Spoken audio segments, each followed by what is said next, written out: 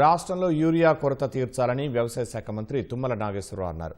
బీసీలకు 43% రిజర్వేషన్లు కల్పించేలా ఢిల్లీలోని జంతర్ మంతర్ ధర్నాకు హాజరైన మంత్రి తుమ్మల ఎంపీ చామల కిరణ్ కుమార్ రెడ్డితో కలిసి పార్లమెంట్లో కేంద్ర మంత్రులు జేపీ నడ్డా, నిర్మలా సీతారామన్ను కలిశారు.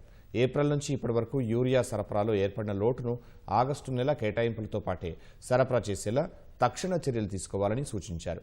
రాష్ట్రంలో కేవలం 1,00,000 మెట్రిక్ టన్నుల యూరియా నిల్వలు మాత్రమే అందుబాటులో ఉన్నాయని, సరఫరాలో ఆలస్యమైతే రైతులు ఇబ్బందులు పడే అవకాశం ఉందని కేంద్ర మంత్రి నడ్డా దృష్టికి తీసుకువెళ్లారు. ఆగస్టులో రాష్ట్రానికి 1,70,000 మెట్రిక్ టన్నుల యూరియా కేటాయింపును తక్షణం విడుదల చేయాలని కోరారు. క్రూడ్ పామాయిల్పై దిగుమతి సుంకం 2018లో ఉన్నట్లుగా 44% పెంచాలని కేంద్ర ఆర్థిక శాఖ మంత్రి నిర్మలా సీతారామన్ కోరారు. సుంకం తగ్గింపు ఆయిల్ పామ్ సాగు ప్రోత్సాహకానికి అడ్డంకిగా మారనుందని కేంద్ర మంత్రి దృష్టికి తీసుకువెళ్లారు.